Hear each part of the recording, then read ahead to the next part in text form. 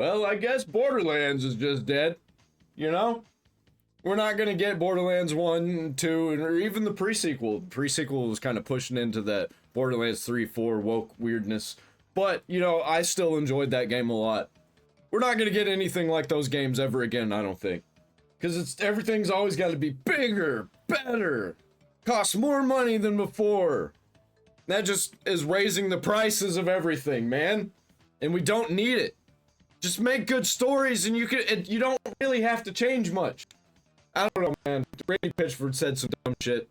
Again, like for the 1000th time. Just another thing, you know, damaging his company and his reputation and the reputation of his games. Whatever. Gearbox chief Randy Pitchford has responded to a fan who expressed concern about the prospect of paying $80 for Borderlands 4. By the way, I don't remember when it was when Telltale Games shut down. I tweeted at Randy Pitchford asking, hey, what's gonna happen with what's gonna happen with Tales from Borderlands? Are we gonna get a Tales from Borderlands 2? And he confirmed it. He said yes. And then you saw what we got. Like, that was like 4 years later, we got new Tales from Borderlands. I didn't even finish watching the gameplay of it on YouTube. I think maybe he just needs to get off the internet, probably. That would be the best decision. I don't think that's gonna happen. I think it's just gonna get worse. And he said, this is Randy said, if you're a real fan, you'll find a way to make it happen. Okay. Do you guys not have phones? That's exactly what that is. Same this is worse, actually. Do you guys not have $80? No, we fucking don't. And we'll go and we'll find the article right here and we're going to see what he said. We're not talking about a $60 game. We're not even talking about a $70 game. I think we're going to keep getting $50 games and it's going to make everybody want $50 games. So we're going to get more $50 games than these $80 games. Everybody's just going to be like, why? Why am I going to pay $80 for this when I can pay $50 for something else that's better? We're talking about an $80 game. Holy shit. What the hell is going on? Honestly, I think Borderlands 4, it sounds like a $50 game to me. If it was a, like, Borderlands 2 style game, then I could see $60, $70, maybe. I don't see Borderlands 4 as an $80 game. Not worth it to me. And I've been a lifelong fan. And so anyway, let's go back over here, responding to one fan, and this is him responding right here. Let's go here. And this is what he said, and obviously we've got to actually find the original one. By the way, when I say I'm a lifelong fan, I was playing Gearbox games before Borderlands. I was playing the Brothers in Arms games. I was playing all of the military simulators, so I just happened across Brothers in Arms naturally. A, it's not my call. B, if you're a real fan, you'll find a way to make it happen. Nope. I'm gonna find a way to not make it happen, actually, by just ignoring it and not playing it. I might go back and play Borderlands 1, Borderlands 2. Oh wait, no, I'm not gonna accept that new terms and conditions. No thank you. Looks like I'm out on Borderlands. My local game store had Starlight for Sega Genesis for $80 in 1991 when I was just out of high school working minimum wage at an ice cream parlor. Yeah, back when games were a spectacle, by the way. Like, games coming out were crazy. If they were good, they were groundbreaking every time. I don't think Borderlands 4 is going to be breaking any new ground anywhere. In Pismo Beach, and I found a way to make it happen. And so this is the guy. This is him. I want to make sure everybody knows this is the guy of what it is. No, Boomer? Yep, exactly, right? This is Boomer logic, definitely. And anyway, so he made this comment and he talked about it. And Randy, this game better not be $80. Don't take that risk. A lot of gamers aren't going to pay $80. And you're the CEO. You have something to say with price and when it comes to your publisher. And he says, number one, not my call. Well, you could have just said that and that would have been enough. And Pitchford's comments created a lot of pitchforks. Yeah, I could assume so. I don't know why you didn't use that as I like to call him Randy Bitchford. Voniferous response. You could have had much better wordplay here, but that's all right. Mistakes happen. Anyway, I'll tell you the truth, I don't know. That's By the way, not going to be $80. Everybody says $80. It's not going to be $80. Borderlands is not just Borderlands. Borderlands is Borderlands and the DLC that comes with it. This game is going to be well over $120. Maybe one DLC will be $40. That would be insane. It's the truth. It's interesting time. And so he doesn't know whether the game is going to be $80 or not. So video games, and this is what I responded by. Now, every year this guy gets reincarnated. Is Randy this year's guy? Is it him? I think it just might be. Yep. 100%. Do you guys not have $80? Do you not have phones? Same thing. I'd say the $80 one is worse. Policeman? Yes, it actually could be him. And so, yeah, mobile time, exactly. Because it's true. We all do have phones. And it was a free game for our phones, you know? It's just the wrong thing to say. $80 is $80. And, yeah, Wyatt Chang, yeah, he might be the new guy. An $80 game. Is this the no cell phone guy? Yes. Who was it last year? Last year was the Ubisoft CEO, or not CEO, executive that said gamers should probably get used to not owning video games. But to be fair, that was... Yeah, they should get used to us not paying for video games, too.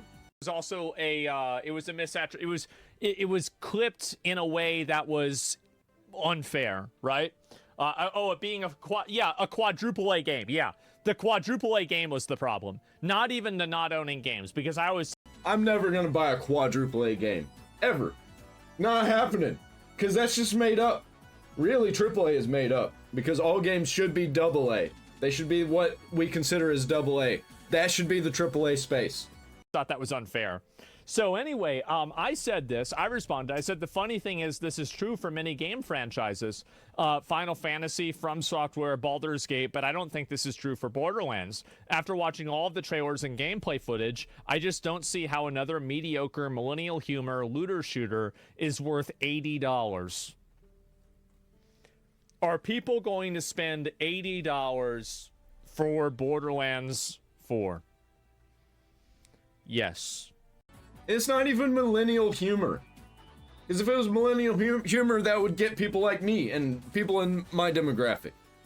Borderlands 1, Borderlands 2 was perfect. The humor still holds up. The pop culture references, most of them still hold up. I don't know what happened. It's like they got themselves ingrained into this weird online culture. Because before, it wasn't like that. Maybe some like early YouTube influenced some of Borderlands 2's jokes. But it was mostly like gaming culture then, so you got references to other games. Now you got references to tweets. And you got characters that seem like they would be some blue-haired freak on TikTok. Dozens of them will spend $80 for Borderlands 4. Now, the real question is, will they make their money back? Check the survey.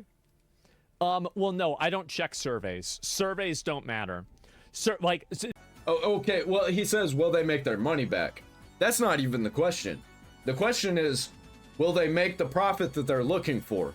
Because they have investors. And they have to meet those profits or everything crashes. Even if it's a good game. They have to meet those investor expectations. This is like a really good example. Everybody says, I don't like... gamers vote on what they want to be true, not what is true. I don't listen to what people say. I listen to what they do. That's it. And so, yeah, $60, yeah, I don't care about votes. I care about dollars. And I care about player count. The fact is that more and more video games are adopting a lower price point model, and it has gone extremely well. It has been massively, massively successful. And the truth is that people... You don't even have to sell, like, 4 million copies, 4 million players. You don't even have to if your game's $50. If your game, if it costs less to make, you can make less money and you're still gonna make a shitload of profit. And then you can make more games. Use that $300 million instead of making one shit Concord. Make like 4 different games. And don't make them weird and woke. You can make one of them weird and woke, see if it works. Probably not gonna. people would pay $80 for a video game, I mean, like, why pay $80 for this game when you can play the first Descendant? What the hell are we doing?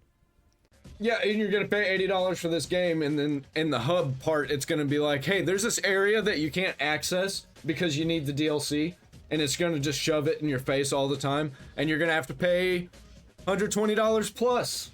What the hell are we doing going around talking about playing this shit when you could just go play the first Descendant for no fucking reason for that? And so there is literally no, or Expedition 33, yes. Well, I'm talking about another looter shooter game, or Warframe. Yes, and so this guy is going out and saying it is an $80 game and you're going to make it happen. People will make it happen. If you're a real fan, you'll make a way to make it happen. The problem is that these games aren't good enough for people to do that. You know what would be a really crazy move? I mean, I'm not saying that Gearbox should do this. I'm not saying that Randy Pitchford should do this. But it'd be a really crazy move to, like, remaster one of your old games. Or re-release one of your old games just with some boosted textures, you know, but it still has the same art style and everything, and make a new DLC for it. That would be crazy. It would get people to rebuy your old games if you just all of a sudden release new DLC. They almost did it with Borderlands 2, and they released that free DLC, but then they changed one of my favorite aspects about it because of the DLC, which was the end game. I liked the way the end game worked. I didn't like how they changed it. This seems like a toxic answer. No, it's a true answer. And Randy is right in a way, but he's wrong in thinking that his game is going to garner that level of popularity. It's just not going to happen.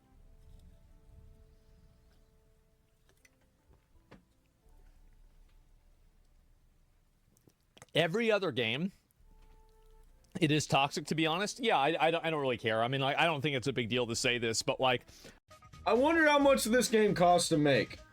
I bet it was crazy, like 200 million, 300 million, maybe even 400 million or more. Because this is a really big franchise. I'm going to buy it at $20 when it's on sale in 6 months. So that's bold for you to assume that they're going to sell it for full price for an entire, what do you call it? Yeah, I don't know if I want to scroll down too much farther for that.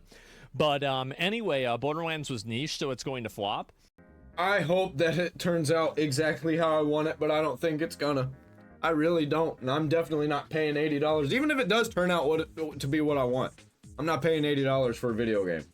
Well, the game, I think, is probably going to do relatively well. I think Borderlands 4 is probably going to have a Doom the Dark Ages level success, where it's relatively successful, a decent amount of people play the game, but it's not a massive hit. And it's going to be free on Game Pass.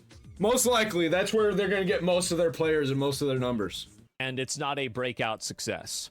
It's going to be just kind of like another day. That's kind of what I am assuming more than anything. That's what I'm assuming. It'll be better than Borderlands 3. But what's this here? If it's better than Borderlands 3, I'll give it to it. I'll get it. And I'll enjoy it. Because I enjoyed Borderlands 3. Borderlands 3 wasn't bad. It just wasn't no Borderlands 2. Borderlands 3 sold 22 million copies with all the negativity at launch. I don't think it matters much for this series. So what you don't understand is the stacking debuff of how controversies and negative feedback and criticism affect a game down the road. Plus, they kind of muddied it with the last two releases, with Tiny Tina's Wonderlands and New Tales from the Borderlands, and also some other games that they released in between that didn't do so well. Didn't they have that one game, We Happy Few, something like that? Completely flopped because it was broken. So, like, what happens is that a game gets a lot of negative controversy and negative criticism, and then that happens to it enough, and before you know it, now nobody cares about the game anymore. Yeah, and not to mention all of the greatest voice actors from Borderlands 2. Just pretty much, they're gone now.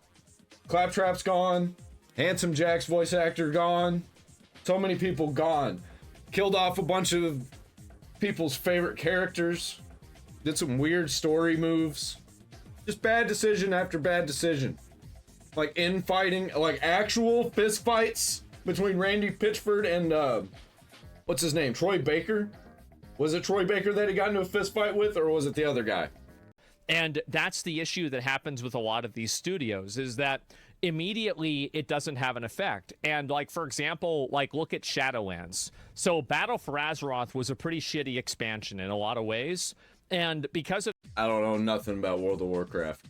that, Shadowlands, I think people were frustrated, but they still bought Shadowlands. Shadowlands was more of the same for Battle for Azeroth. And because of that, Dragonflight was a flop. And so what happens is that there's a ripple effect of bad releases that are not observed immediately, but they're observed over time. And so WowBrain, no, I've shown this before. Listen, I can show this with PoE releases. I can show this with, let me think, besides that. Yeah, I know what he's talking about because I use Borderlands as this example. Look at Lords of the Fallen, for example, right? Like, they massively improved the game, but because the game wasn't good on launch, then people will not come back and play it and try it again because they've already made their decision. That ripple has already happened. And think about how hard, like, look at Assassin's Creed. That's another great example. So Ubisoft, I bet Star Wars Outlaws was not an awfully, like a terribly badly selling game. But the problem is that Star Wars Outlaws negatively impacted Assassin's Creed Shadows because it created a pattern of behavior of mediocre products. Yeah, and they noticed it, and they noticed that it was going to negatively impact the other release they had this year, that was Assassin's Creed Hexe. So they were like, well, we're going to have to delay this. This is going to go bad. This is going to be bad for us, and it's going to affect our next game after that, and it's just going to be snowball rolling down the hill, and it's gonna hit the bottom soon. And so same with X Defiant was. So after bad video games come out, bad video games set the stage and set the tone for future bad video games. It kind of happened with Cyberpunk. Yes, well, there are games that bounce back, and that's true, but can we all agree that these are the vast minority? And also, it's not like when Cyberpunk 2, like the Phantom Liberty came out and the 2.0 update came out, nobody was looking at the 2.0 update the same way that they're looking at Borderlands 4. Like, let's be honest here. Borderlands 4 is just another, it seems like, generic looter shooter game. Yeah, and you can't really fix boring. They'd have to rework the entire game. Like, if the story's bad and if the mechanics are boring, you know, there's not much you can do about that except release some expansion. Just look at Starfield. It didn't work for them. Even the expansion was bad. There's nothing crazy or amazing about this game. This isn't revolutionizing anything. It's not some insane high-quality game. It's just going to be another looter shooter game. It's going to be fine, right? It'll be probably your average 6 to 8 out of 10, depending on what your interests are. Maybe a 5 if you really don't like the genre. I think that it's going to be a 7 out of 10 because corporations trying to make 10 out of 10 games usually hit about a 7. And that's going to be about it. And so Cyberpunk's issues will affect The Witcher 4 for sure. Yeah, and I do think that there will be people that will be apprehensive about buying The Witcher 4. Well, to be fair, I didn't buy The Witcher 1, 2, or 3 whenever they launched. I bought The Witcher 3 on sale for like $5 with all the DLC. I got Cyberpunk for $60 with its DLC. But, you know, I feel like that was fair price for a full game. On release because of the release of Cyberpunk. Okay, the Cyberpunk and Phantom Liberty together, I think, is the perfect size for a $60 video game. And a bunch of these games are releasing for $80 that are not going to be nearly as big as Cyberpunk with Phantom Liberty. Borderlands 4 is not going to hit that. I don't see it being as big as Borderlands 2. I mean, it might technically be bigger and wider and more open, but I think that it's going to be more open. More of a focus on being pretty. Like Borderlands 3. Borderlands 3 was more open, more focus on going across wide landscapes with a vehicle. So you can look at all the pretty sights of the Unreal Engine. And I think this does definitely happen. And it doesn't mean it's going to affect and hurt The Witcher 4 completely, but it will affect it. And if you don't understand that brand value and how that affects things, and so, like, think about it like this. Let's take a step back and let's think about something, because we're talking about abstractions. Let's talk about let's talk about your personal experiences. Have you ever had times where a streamer that you were watching had a few bad streams and then you stopped watching them? It's not like you watch somebody, they have one bad stream, and then you just decide, oh, I'm done with this person. Usually that's something that takes time, and over that time, then you decide that you're no longer interested, right? No, I ain't a bitch. Yeah, exactly. And so TV shows are the same way. And so it's usually not. Yeah, and it doesn't even have to be bad choices. They can just make some decisions to change some things. Hey, hey, there's somebody says, I was about to use, that was me with Tim Pool. I was about to use that example. I stopped watching Tim Pool because over time he made changes, and I just slowly fell off. I watched less episodes, and then I finally got to the point where I'm just like not watching any episodes. I watch one here or there. You know, I watched some of the Culture War. I'm still in the Discord some, but yeah, I kind of fell out of it because he made too many changes, and it's just not the same show that I was into. One flop, but it's multiple flops. And so, like, I remember Chance, Soda Poppin' said that you're... Yeah, you know what? Same with Joe Rogan. I stopped watching Joe Rogan. Not because it's bad, it's just because he made some changes that it's just not the same show, and I lost interest. I don't know why, because I'm still actually interested in those conversations. It's just like, I don't go to that anymore. I'm burnt out on that style of show with that person and those people. I don't know. You're only as good as your last 2 streams. I think that's the way that a lot of video game studios are, and that's the way a lot of entertainment is in general, is that it's not what have you done, it's what have you done lately. Yeah, and you shouldn't be running these franchises for 20 years because you're trying to catch a new audience and you don't know how to do that and you're messing everything up. Just move on. Make something else, though they can't because they don't have any good ideas anymore. They got rid of all of the actual good people because they were problematic. Got in a bunch of weirdos like Sweet Baby Inc. And if you've created bad products in the past, people are going to expect you to make bad products in the future. And so if you don't have a very good reputation, Borderlands 3, let me guess, was Borderlands 2 popular? It was amazing.